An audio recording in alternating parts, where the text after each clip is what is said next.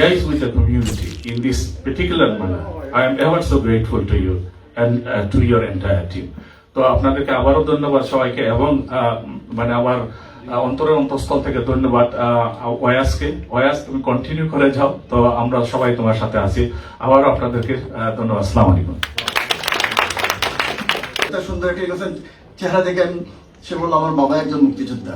বিশেষ করে এরপরে কোনো প্রশ্ন করে আমি জিজ্ঞাসা করিনি, আমি জড়াই ধরছি এবং বলছি আজ থেকে তোমার যা কিছু লাগে, যা কিছু প্রয়োজন হবে আমি চেষ্টা করবো তোমার পাশে থাকার। সে বললো যে আপনি বলছিল হ্যাঁ, এই জন্য আমি এই জন্য বলতেছি যে অনেক উপস্থিত হয়েছে ওই জন্য ওই ব্যাপার নিয়ে। আজকে দেখেন এই একটা ইয়াং একেবারে ইনোসেন্ট একটা মানুষ আজকে কিন্তু মানে ম্যানচেস্টার না, আজকে ইংল্যান্ডের মধ্যে সুপরিচিত হয়ে গেছে তার কাজে, তার মানে পরিশ্রমের মাধ্যমে। বাবা ধরে হাঁটি হাঁটি আজকে 4 বছরে তার এই যে ফোকাস টিভি খুব সুন্দরভাবে নিষ্ঠার মুক্তিযুদ্ধের সপক্ষে কাজ করে যাচ্ছে। আমি তার যে ফোকাস টিভি এবং তাকে এবং প্রকাশ কর্ণধার এবং তার সাথে যারা কলাকর্মী আছে, আমাদের মামুন ভাই, শ্রী ভাবি এখানে আছেন, সবাইকে আমার অন্তঃস্থল থেকে এবং গ্রেটার ম্যানচেস্টার আওয়ামী লীগের পক্ষ থেকে আপনাদের সবাইকে ধন্যবাদ জানাই। প্রথমেই যেহেতু এটি একটি প্রতিষ্ঠাবার্ষিকী উপলক্ষে আয়োজিত অনুষ্ঠান, ফোকাস টিভি সম্পর্কে আমি খুব সংক্ষেপে একটু স্মৃতিচারণ করতে চাই।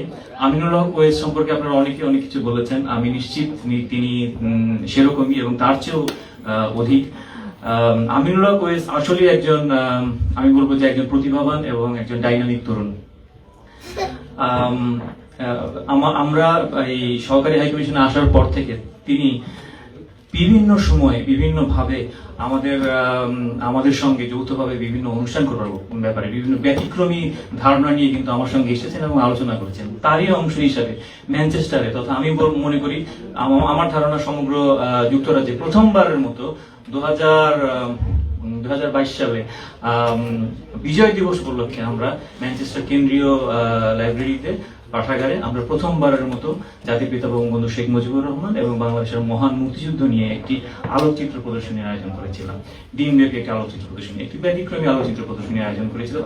আমার মনে হয় দিনব্যাপী না, আমরা 2 দিনব্যাপী একটা আলোকচিত্র প্রদর্শনীর আয়োজন করেছিলাম, যেখানে ম্যানচেস্টারের বাংলাদেশি কমিউনিটি সহ বিভিন্ন এবং কূটনৈতিক কোরের সদস্যবৃন্দ সহ একটা বিপুল সাড়া পড়েছিল এবং বাংলাদেশের মহান মুক্তিযুদ্ধ, বাংলাদেশের বর্তমান যে উন্নয়ন ধারা সেগুলো সম্পর্কে কিন্তু একটা ধারণা আমরা বাংলাদেশ কমিউনিটির বাইরেও যারা মূল ধারার যে কমিউনিটি রয়েছে, ব্রিটিশ কমিউনিটি রয়েছে, তাদের কাছে পৌঁছে দিতে আমরা প্রচেষ্টা করেছি।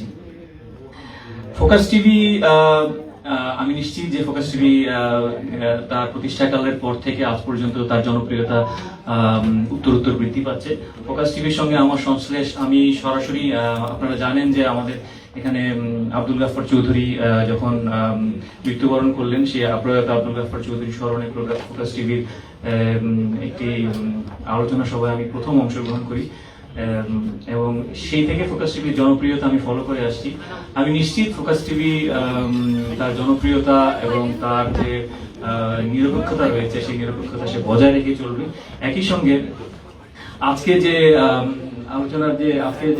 ফোকাস টিভির প্রতিষ্ঠাবার্ষিকীতে বাংলাদেশের উন্নয়ন অগ্রযাত্রায় মিডিয়ার যে ভূমিকা সেই সম্পর্কে সেই বিষয়ে ফোকাস টিভি, আমি নিশ্চিত যে আমি আশা করবো যে ফোকাস টিভি তার প্রচেষ্টা অব্যাহত রাখবে। আমি ফোকাস টিভির সকল সদস্য, বিশেষ করে আমিনুল হক ওয়েস এবং তাদের যে ম্যানেজমেন্ট টিম রয়েছে তাদেরকে এবং সকল দর্শক শ্রোতা এবং শুভানুধ্যায়ীদেরকে জানাই আন্তরিক অভিনন্দন এবং শুভেচ্ছা। একই সঙ্গে আমি আরেকটা জিনিস বলতে চাই যে I would like to also applaud the contribution made by the spouse of Aminul Haq, Amina Wais. I would really say that the moment I met Aminul Haq Wais, she has always been part of all his efforts, I must say. ধন্যবাদ এবং কৃতজ্ঞতা আবারও আমার পক্ষ থেকে এবং আমাদের টিমের পক্ষ থেকে যারা উপস্থিত হয়েছেন সবাইকে আবারও আমাদের টিমের পক্ষ থেকে ধন্যবাদ এবং কৃতজ্ঞতা। আমাদের পক্ষ থেকে ছোট্ট একটা উপহার আপনি এবং আপনার টিমকে। আমি আপনাদের হাই কমিশনের কর্মকর্তা যারা রয়েছে সবাই যদি একটু মঞ্চে আসেন, সবাইকে একটু মঞ্চে আসার জন্য। দাদা কোথায়? গৌতমদা একটু মঞ্চে আসবেন, ভাই একটু আসবেন সবাই আপনার। আমাদের পক্ষ থেকে ছোট্ট একটি উপহার রয়েছে। আমি তো তুমি আসতে হবে যেহেতু ক্যামেরাটা দিয়ে দাও। আমাদের ফোকাস টিম সবাই একটু মঞ্চে চলে আসুন, সবাইকে মঞ্চে আসার জন্য অনুরোধ জানাচ্ছি।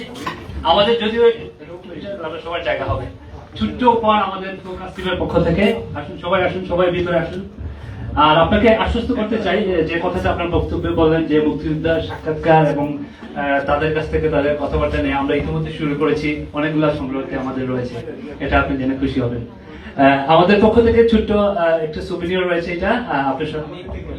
আমি আসলে এইটার সুবিনিয়র দাবিদার আমার সহকর্মীরা, তারাই আসলে এই প্রচেষ্টাটা করেছে। আমি শুধু বলেছি তারা আজকে ছুটির দিনেও কিন্তু তাদের পরিবার পরিজনকে ছেড়ে কিন্তু তারা এই অবলিগেশনটা কিন্তু তাদের নাই। তারপরে আমি আমার সহকর্মীদের প্রতি ধন্যবাদ এবং কৃতজ্ঞতা জানাচ্ছি সকলকে।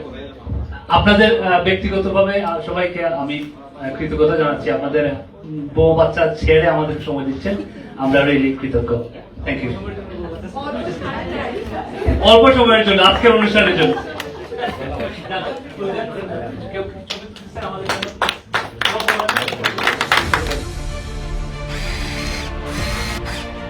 আলোতে থাকুন, ফোকাসে থাকুন, হাত রাখুন প্রজন্মের হাতে।